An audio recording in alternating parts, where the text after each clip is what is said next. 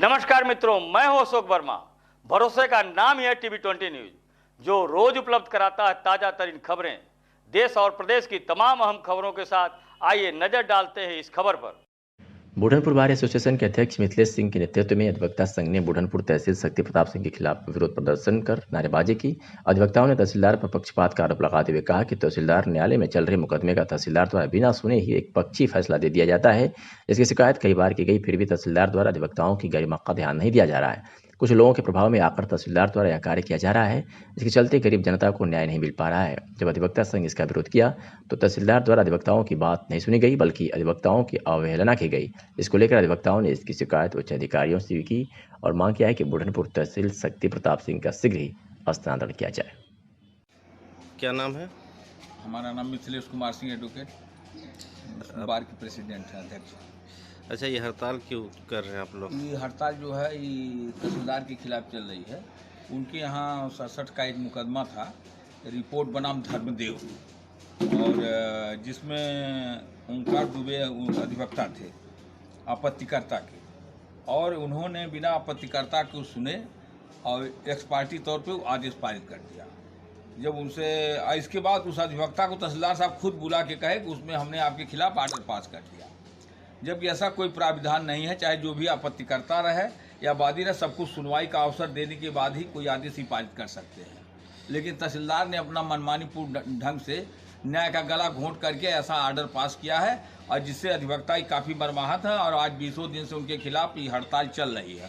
और हमारी यह मांग है कि जब तक इनका स्थानांतरण नहीं हो जाता है तब तक हम लोग इनकी अदालत का न्यायिक बहिष्कार करेंगे। इसके पहले भी इनका एक बार स्थानांतरण हुआ था। हाँ, इसके पहले इनका एक स्थानांतरण हुआ था, लेकिन कुछ नेताओं के प्रभाव में और इन्होंने अपना स्थानांतरण रुकवा लिया। इनका स्थानांतरण लालगंज के लिए हुआ था, और इन्होंने अपना इधर उधर सेटिंग गेटिंग करके अपना इन्होंने स्थानांतरण रुकवा लिया। और यह यहाँ से 6-7 किलोमीटर की दूरी पे इनका घर है, और तमाम लोग, क्षेत्रीय लोग, इनके नातबाज रिश्तेदार लोग आए दिन कचहरी में पड़े रहते हैं और जो दलाली का कार्य करते हैं। अच्छा, और हर मुकदमों को ये लोग प्रभावित करते हैं। अच्छा, इसके पहले भी तो 2 सालों से लगभग हैं, तो इसके पहले आप लोग कभी इनके खिलाफ नहीं गए?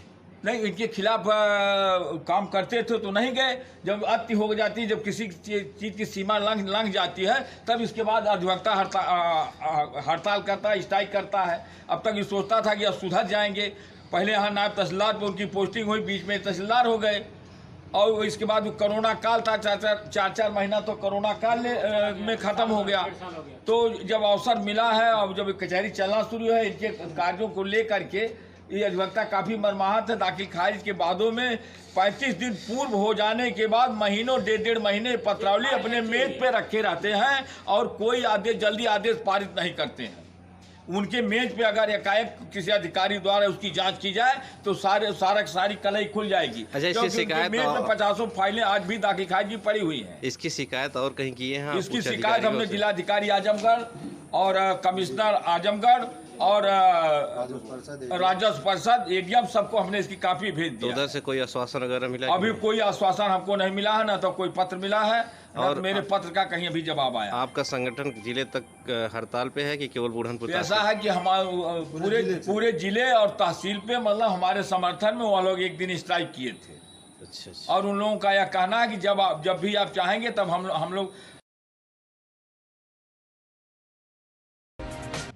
और खबर आजमगढ़ से है, जहां मेहता पार्क के बगल में वरिष्ठ समाजसेवी ज्ञानेंद्र उर्फ ज्ञानू सिंह के आवास पर जनपद के दिग्गजों की भीड़ लगी, क्योंकि वक्त था कथा पूजन का। इस कार्यक्रम पर लोगों को भोजन कराया गया। कार्यक्रम में वरिष्ठ भाजपा नेता व सहकारी समिति सदस्य अखिलेश उर्फ गुड्डू मिश्रा, डॉक्टर अशोक सिंह, राकेश सिंह सहित भारी संख्या में लोग सम्मिलित हुए। कार्यक्रम में सभी लोगों का सुनील कुमार सिंह व बबुआ सिंह द्वारा स्वागत किया गया। तस्वीरें आपके सामने जो आजमगढ़ से आ रही है, जहाँ आजमगढ़ में स्थित मेहता पार्क के बगल में वरिष्ठ समाजसेवी ज्ञानेंद्र उर्फ ज्ञानू सिंह के आवास पर पूजा समारोह में भारी भीड़ देखने को मिली। आज केंद्रीय माध्यमिक शिक्षा बोर्ड द्वारा जारी 10वीं के परीक्षा फल से ईशान पब्लिक स्कूल रहुआ मुस्तफाबाद में खुशी का माहौल रहा। प्राप्त परीक्षा फल अनुसार स्कूल में जहां 94.83% अंक प्राप्त कर महक सेठ प्रथम रही, तो वहीं 92% अंक प्राप्त कर स्मृति आस्थाना द्वितीय स्थान पर रही, तो वहीं 91% अंक प्राप्त कर अमन यादव तृतीय स्थान प्राप्त किया। स्कूल का परीक्षा परिणाम 100% रहा। 12वीं का भी परीक्षाफल 100% रहा, जिसमें सानू सिंह प्रथम स्थान, अंशिका यादव द्वितीय रही। इस अवसर पर स्कूल के प्रधानाचार्य ने बच्चों को मिठाई खिलाकर बधाई दी। साथ ही स्कूल के प्रधानाचार्य के साथ सभी अध्यापक गण तथा छात्र छात्राओं समेत अभिभावक गण उपस्थित रहे। हथरौलिया के सामुदायिक स्वास्थ्य केंद्र द्वारा कोविड-19 टीकाकरण अभियान कैंप माइक्रो प्लान को तैयार कर क्षेत्र के मीरपुर, भवानीपुर, चनैत, बरसानी, देवला, गोसाई, मुंडेरा, भांगुपुर आधार कोवैक्सीन सेंटर बनाया गया है तथा एएनएम डाटा फीडर, आशा संगिनी चिकित्सकों को साथ ही ग्राम प्रधान कोटदार द्वारा टीकाकरण की शुरुआत की गई। सुबह से ही सभी ग्रामीण प्रमुख सेंटरों पर टीकाकरण के लिए लोगों की लंबी लाइनें लगी रही। इसकी वजह से सेंटरों पर काफ़ी भीड़ इकट्ठा हो गई। टीकाकरण स्थल पर पुलिस प्रशासन द्वारा व्यवस्था न किए जाने से लोगों ने जमकर उत्पात मचाया, साथ ही साथ हल्ला बोलते हुए टीकाकरण अभियान को काफ़ी देर तक प्रभावित किया। सभी प्रमुख सेंटरों पर महिलाओं और लड़कियों की लंबी कतार देखने को मिली। स्थानीय लोगों ने बताया कि टीकाकरण सेंटर पर कोई व्यवस्था नहीं की गई, जिसके ग्रामीण क्षेत्रों से आने वाले लोगों को काफ़ी कठिनाइयों का सामना करना पड़ रहा है। तो वही 2 दिनों से वैक्सीन का स्टॉक जीरो होने की वजह से मंगलवार को मेगा कैंप के द्वारा टीकाकरण अभियान का शुभारंभ किया गया। अपने नज़दीकी सेंटरों पर पहुंचे लोगों ने प्रशासनिक व्यवस्था न होने की बात कही, तो कुछ लोगों ने टीकाकरण में धांधली की बात भी कहने लगे। सेनपुर, भरसानी टीकाकरण सेंटरों पर लोगों ने जमकर उत्पात मचाया, जहां टीकाकरण अभियान काफ़ी देर तक प्रभावित रहा। सोनपुर की महिला कर्मचारी ने बताया कि यहां पर पुलिस प्रशासन की व्यवस्था नहीं की गई, जिसकी वजह से टीकाकरण अभियान प्रभावित हो रहा है, जिसकी सूचना स्वास्थ्य अधीक्षक को दे दी गई है। सेंटर पर आए लोग एक दूसरे के ऊपर धक्का मुक्की कर रहे हैं, जिससे यहाँ टीकाकरण बुरी तरह से प्रभावित हो रहा है, जबकि वैक्सीन जनसंख्या के आधार पर उपलब्ध है। आइए सुनाते हैं कि स्वास्थ्य अधीक्षक डॉक्टर शिवा सिंह ने क्या कुछ कहा। वैक्सीन का महाकैंप लगा हुआ है, किसकी जगह पे लगा हुआ है, कितने लोग को लगाना है, इसके बारे में बताइए। गांव में हमारे 7 जगह चल रहा है। सीएससी मेरा 3 सेशन है, टोटल 10 सेशन है और 2500 का टारगेट है पूरा। आज मुझे 2500 पूरे दिन में हमको लगाना है। तो 7 जगह में है, जैसे कि मीरपुर है, भवानीपुर, सेनपुर, बरसानी, मांगोपुर, धाहर और इस तरह गांव में हमारे 7 जगह चल रहे हैं सेशन। और ये 3 एक गांव में सर कोई लगाने का लक्ष्य कि इतने हाँ, जहाँ जनसंख्या है उसी के हिसाब से हमने वैक्सीन का डिस्ट्रीब्यूशन किया है। कहीं पे 300 है, कहीं पे 200 का किया है। अपने सीएससी पे 1000 का रखा है। जब सर 2 दिन से वैक्सीन नहीं थी, आज आपको भरपूर मात्रा में वैक्सीन मिली कि आप कितने लोग को लगा सकते हैं? जी, आज हमारा 2500 का है target, plus Covaxin second dose मिला करके हम 2600-2700 का आज लक्ष्य हासिल करेंगे। ये सर गांव में जैसे आ रहे हैं वैक्सीन लगाने, जैसे कि यहाँ पे भीड़ लग रही है, जी। क्या गांव में भी इतनी भीड़ लग रही है? नहीं, गांव में अभी एक गांव को लिया है तो भीड़ तो रहेगी, लेकिन वहाँ पे है हमारे आशा है, संगिनी है, एएनएम है, वेरीफायर है, तो सब लोग मैनेज करेंगे। प्रधान जी भी लोग हैं, सब सहयोग रहेगा उससे मिल करके। उतना भीड़ गाँव में नहीं रहेगी जितना यहाँ पे। राजमगढ़ से है, जहां सेंट्रल पब्लिक स्कूल का परीक्षा फल 100% रहा। कुमारी आकांक्षा मौर्य ने 98.40% अंक प्राप्त कर प्रथम स्थान प्राप्त किया। बता दें कि central public school Jafarpur Azamgarh की छात्रा कुमारी आकांक्षा मौर्य ने 98.40% अंक प्राप्त कर प्रथम स्थान प्राप्त किया एवं विद्यालय का नाम रोशन किया। कुमारी ऐना राज ने 96.20% अंकों के साथ विद्यालय में द्वितीय स्थान, तो वहीं कुमारी सृष्टि राय ने 96.00% के साथ तृतीय स्थान प्राप्त किया। कुमारी रिसा की बात करें तो कुमारी रिसा गौर ने 95% अंकों के साथ विद्यालय में चतुर्थ स्थान पर, तो वहीं कुमारी द्वितीय गुप्ता ने 94.40% अंकों के साथ पांचवा स्थान एवं कुमारी श्रेयांशी राय ने 93.20% अंकों के साथ छठवें स्थान प्राप्त किया।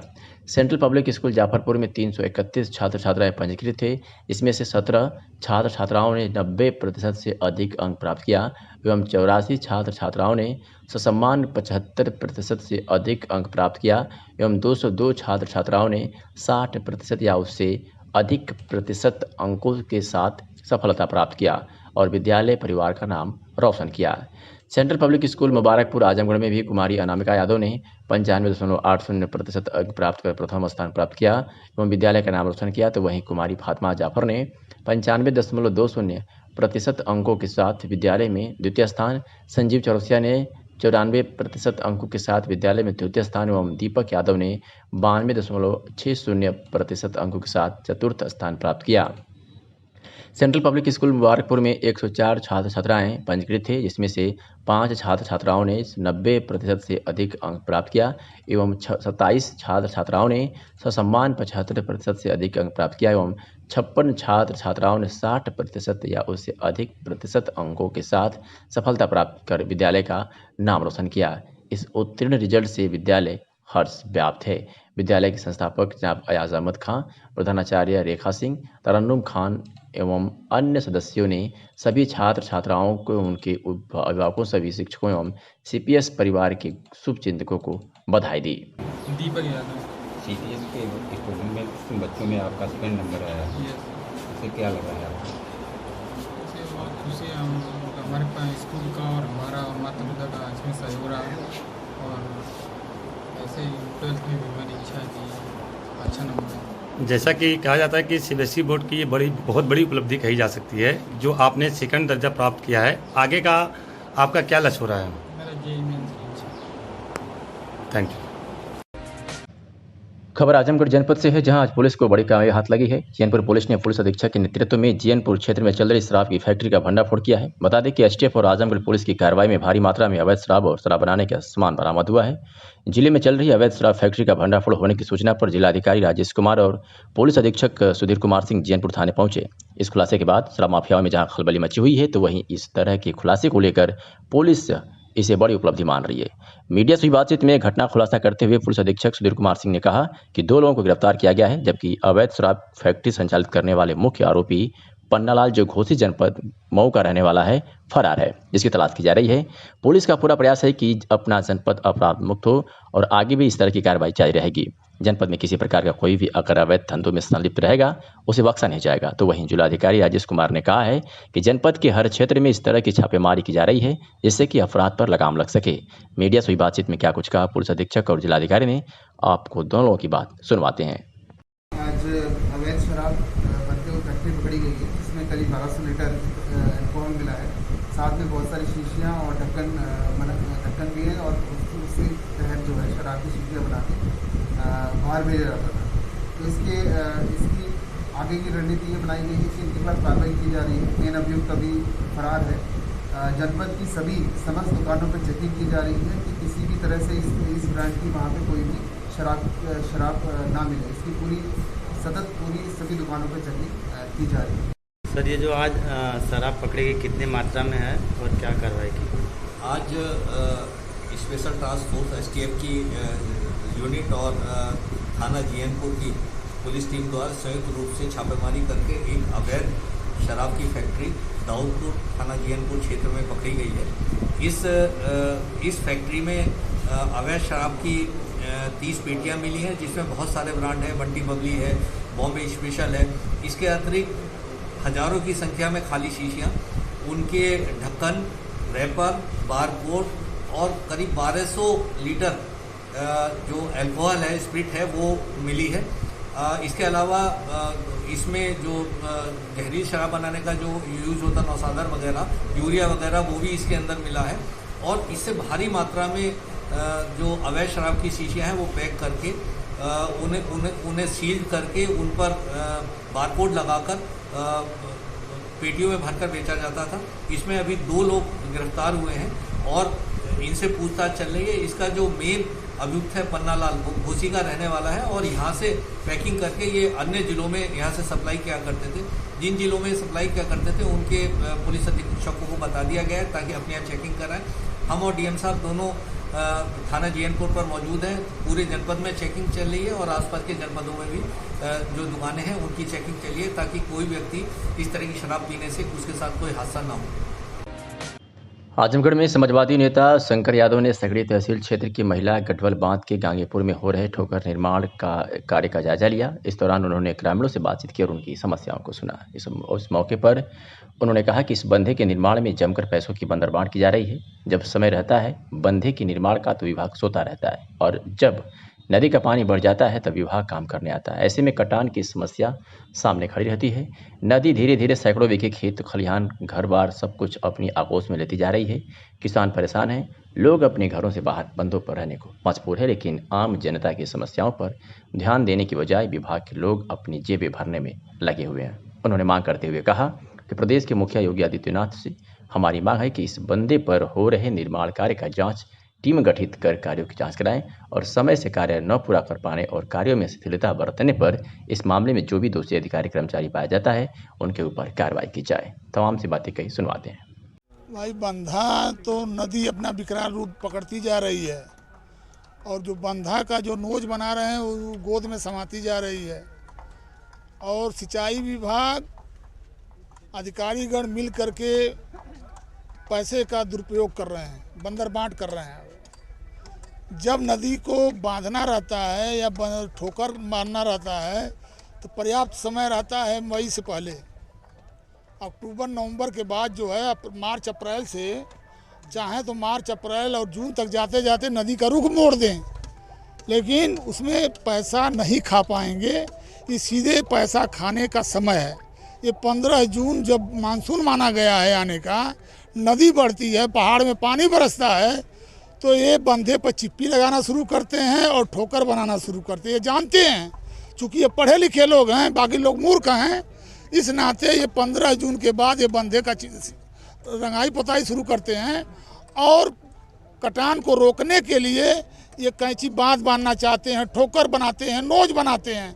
जितने पेड़ पालो हैं उनकी झंगियाँ काट काट करके, जैसे एक शिकारी जो है केचुआ कटिया में केचुआ डाल के नदी में फेंकता है मछली फंसाने के लिए, उसी तरह ये इंजीनियर जितने हैं सिंचाई विभाग के, वो नदी में पैसा कटिया डाल के पैसा खींचते हैं, मछली नहीं फंसाते हैं, वो पैसा फंसाते हैं और पैसा फंसा करके अपनी तिजोरियाँ भरते हैं। मैं चैलेंज देता हूँ यहाँ पे मीडिया के माध्यम से, अगर ऑक्सीजन में दम है तो आए इसी जगह बैठ के मैं बहस करता हूँ कि नदी कब रुकेगी, कैसे रुकेगी, कहाँ से रुकेगी, मैं बताऊँ उनको। अभी धुसवा में पहले कटान हो रही थी, जब बंधे के यहाँ नदी पहुँच गई तब उन लोगों ने युद्ध स्तर पर शुरू किया। अगर ये लोग अब नवंबर दिसंबर में शुरू कर देते अगर गाँव, तो उसको मार्च में शुरू करते तो मैं समझता हूँ कि नदी को नोज बनाने में 3 महीना बहुत होता है और नदी का कटान अपने आप रुक जाती। लेकिन इनके मनसा साफ नहीं है। सरकार को मैं कुछ नहीं कर सकता, इसलिए सरकार तो भाई पैसा अलाट कर देती है और इंजीनियरों के माध्यम से आपको जाइए बनाइए, लेकिन अब पता नहीं जिलाधिकारी महोदय को क्या है। यहाँ तो केवल नोज के नाम पर, बांध के नाम पर केवल लूट हो रहा है। मैं आदरणीय योगी जी से चाहूँगा कि अपनी विशेष टीम भेज करके इसकी जांच कराएं और जो ये इंजीनियर लोग लूटपाट कर रहे हैं उनको आशीर्वाद दे दें कि बहुत अच्छा काम कर रहे हो। भाई राष्ट्रीय अध्यक्ष जी हमारे यहाँ के सांसद हैं। गांगेपुर मठिया के एकदम करीब है और बंधा के करीब 20 मीटर है नदी। अगर शासन इससे 2 महीना पहले अगर चाहा होता तो ठोकर बहुत बढ़िया बन सकता था, लेकिन शासन की लापरवाही है। शासन एकदम नर्वस है, इसमें काम नहीं करना चाहता, धनुगाही का कर रहे हैं लोग। अगर जैसे बंधा 20 मीटर कटेगा, कम से कम 800 घर की जनसंख्या है, 800 घर तबाह हो जाएगा। वो जाएंगे कहाँ, किससे मांगेंगे, उनको निवाला कौन देगा? आप हमेशा अपने राष्ट्रीय अध्यक्ष जी से मुलाकात करते रहते हैं, कैसे उनको? हम राष्ट्रीय अध्यक्ष जी से ये बात रखेंगे, अपने गीत के माध्यम से रखेंगे और संदेश भी देंगे राष्ट्रीय अध्यक्ष जी को। राष्ट्रीय अध्यक्ष जी का हमारे संसदीय क्षेत्र है, इस पे भी उनको सदन में बोलना चाहिए। खबर लखनऊ से आ रही है, जहां मुहर्रम के लिए यूपी के डीजीपी की एडवाइजरी पर विवाद हो गया है। मुहर्रम पर जुलूस नहीं निकाले जाने के आदेश पर सिया धर्मगुरुओं ने नाराजगी व्यक्त की है, जिसके बाद all India Siya personal law board ने बैठक कर आगे की रणनीति तैयार की है और ये बैठक लखनऊ में की गई। बैठक में all India Siya personal law board ने डीजीपी की इस गाइडलाइन का विरोध किया और कहा कि 8 अगस्त को तमाम ताजियादार कमेटी डीएम को ज्ञापन देंगे और ताजिया निकालने की सरकार से इजाज़त मांगेंगे। मीडिया से बातचीत में यासूब अब्बास ने कहा, एक घर से एक ही ताजिया निकलता है, वह कोई जुलूस नहीं है। बोर्ड सीएम योगी आदित्यनाथ से भी जल्द मुलाकात करेगा और ताजिया निकालने की मांग करेगा। क्या कुछ कहा यासूब अब्बास ने, सुनिए।